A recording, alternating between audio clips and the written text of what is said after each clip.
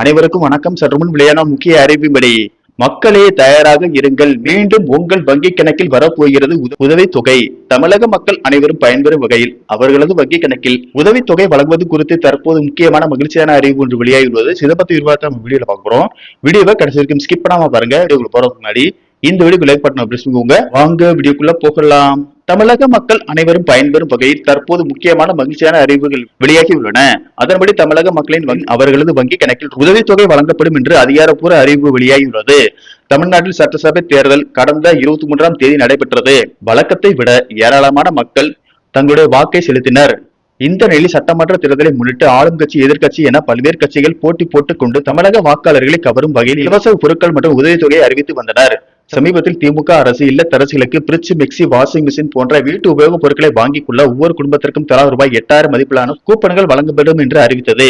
இதனைத் தொடர்ந்து தற்போது பாஜக அரசு தமிழக மக்கள் அனைவரும் பயன்பெறும் வகையில் அவர்களது வங்கி கணக்கில் ரூபாய் 10,000 வழங்கப்படும் என்று அறிவித்துள்ளது. அதன்படி வெளியான அறிவிப்பில் ஒவ்வொரு குடும்பத்திற்கும் ரூபாய் 10,000 நிதியுதவி வழங்கப்படும். உழவே தலை என்ற திட்டத்தை தொடங்கி PM கிசான் நிதி உதவியுடன் மாநில அரசின் பங்காக ரூபாய் 3000 கூடுதலாக வழங்கி ஆண்டுக்கு மொத்தம் ரூபாய் 9,000 நிதியுதவி வழங்கப்படும். குடும்பத் தலைவிகள் அனைவருக்கும் மாதந்தோறும் ரூபாய் 2,000 உதவித்தொகை வழங்கப்படும். தீபாவளி அன்று புடவை வழங்கப்படும். ஆண்டுக்கு 3 விலையில்லா கேஸ் சிலிண்டர்கள் வழங்கப்படும். அவை பொங்கல், தமிழ் புத்தாண்டு மற்றும் தீபாவளி பண்டிகையின் பொழுது வழங்கப்படும். மின்சார இருசக்கர வாகனங்கள் வாங்குவதற்கு தகுதியுள்ள பெண்களுக்கு ரூபாய் 25,000 மானியம் வழங்கப்படும். மகளிர் போல ஆண்களுக்கும் பேருந்தில் கட்டணமில்லா பேருந்து பயணம் வழங்கப்படும்.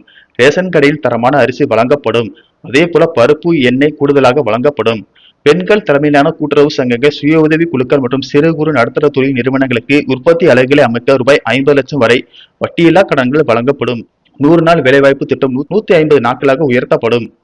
2000 இளைஞர்களுக்கு 5 ஆண்டு காலத்திற்கு ரூபாய் 15 லட்சம் வரை வட்டியில்லா கடன், GST தொடர்பான சலுகைகள் மற்றும் மானியங்கள் வழங்கப்படும் என்று பாஜக தனது தேர்தல் அறிக்கையில் தெரிவித்துள்ளது.